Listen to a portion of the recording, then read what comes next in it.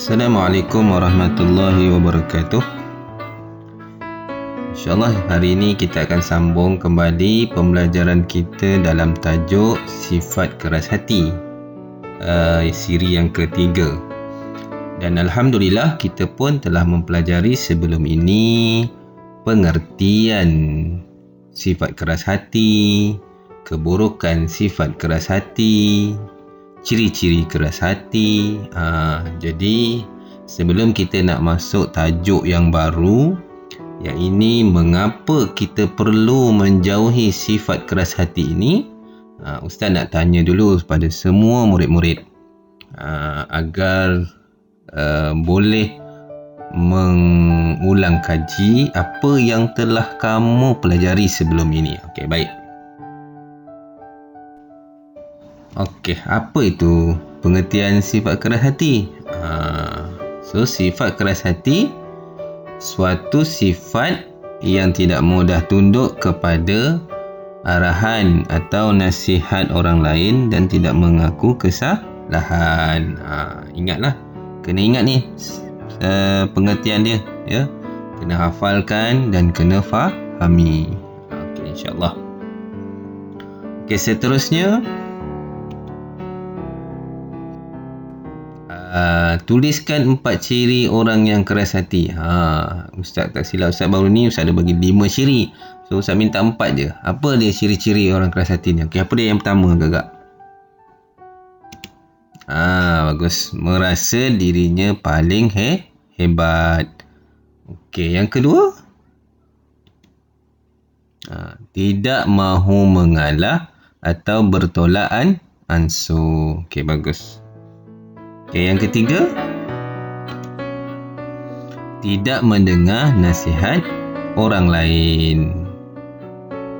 Okey, apa dia? Tidak mendengar nasihat orang lain. Okey, yang keempat,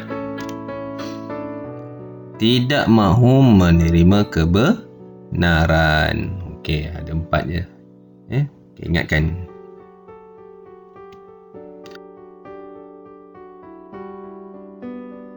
Okey, seterusnya saya tanya pula, apa itu keburukan bersifat keras hati? Siapa ingat? Boleh cuba dulu sebelum saya tayangkan.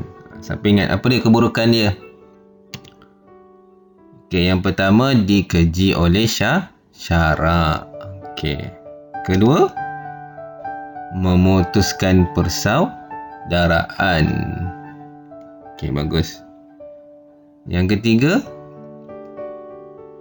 merugikan diri sendiri. Yang keempat apa? Dibenci oleh kawan-kawan dan masyarakat. Kena ingat dah ni, apa dia keburukan sifat keras hati ni, ya? Jangan lupa. Seterusnya, nyatakan 3 cara bagaimana menghindari sifat keras hati. Nak ulang balik ni supaya kamu ingat sebelum kita masuk tajuk yang baru dalam tajuk yang sama, bab lain lah, ya. Okey, apa dia? Menghadiri majlis ilmu. Okey, bagus. Kedua, banyak berzikir dan berdoa kepada Allah. Okey, yang ketiga, mendengar nasihat orang lain lebih alim. Okey, bagus. Okey, so kita akan masuk tajuk yang baru hari ini.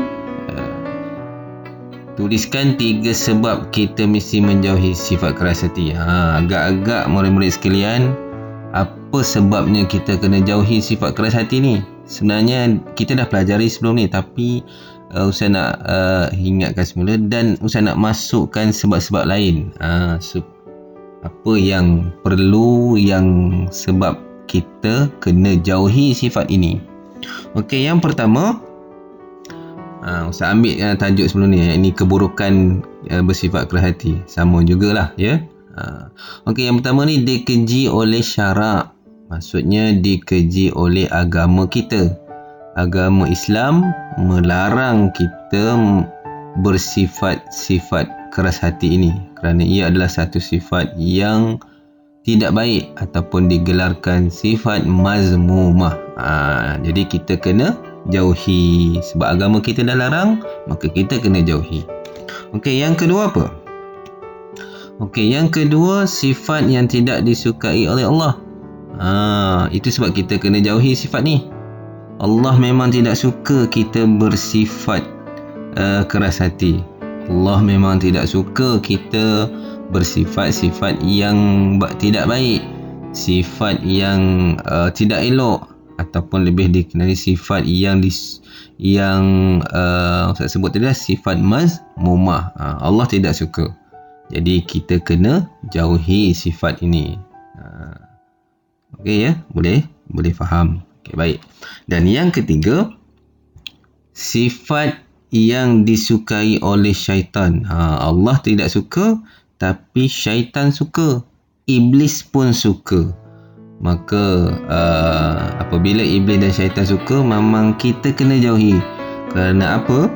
Kerana syaitan dan iblis ini ditugaskan untuk menghasut manusia, untuk mengajak manusia, mengajak kita sebagai hamba Allah ini membuat perkara yang tidak baik.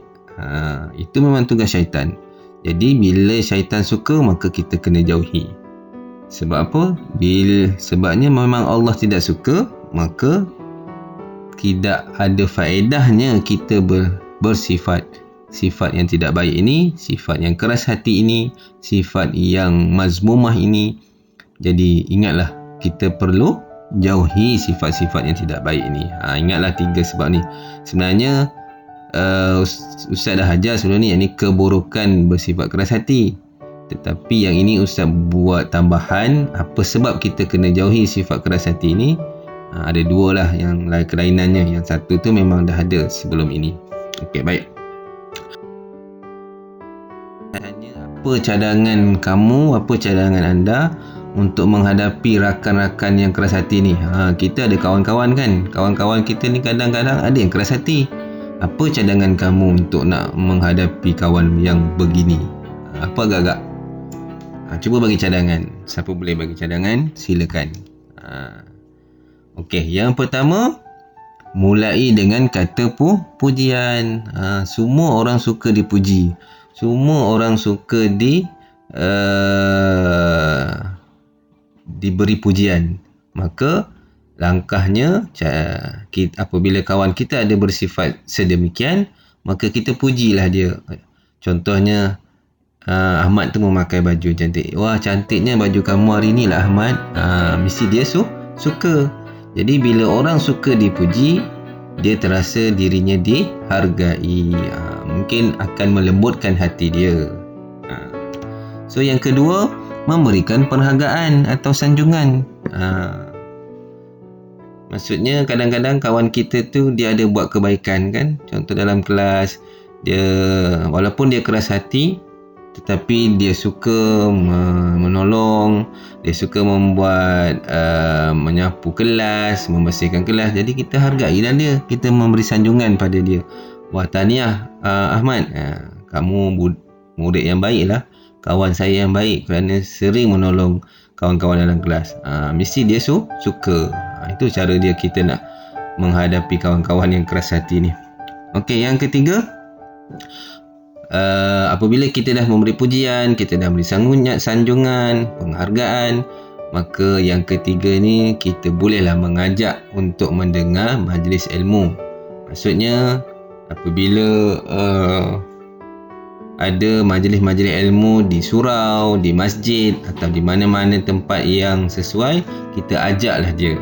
InsyaAllah mungkin dia nak ikut kita. Jadi bila dia dengar majlis agama, bila dengar ceramah agama, maka sedikit sebanyak dia akan melembutkan hati dia untuk menjadikan dia seorang yang bersifat hati yang mulia, hati yang baik.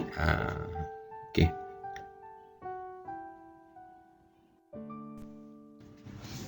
Baik anak-anak sekalian, itu saja pelajaran kita kali ini. Ustaz mohon maaf sekiranya ada kesilapan dan kesalahan tutur bicara Ustaz sepanjang pembelajaran kita hari ini. Sampai jumpa lagi di lain siri. Assalamualaikum warahmatullahi wabarakatuh.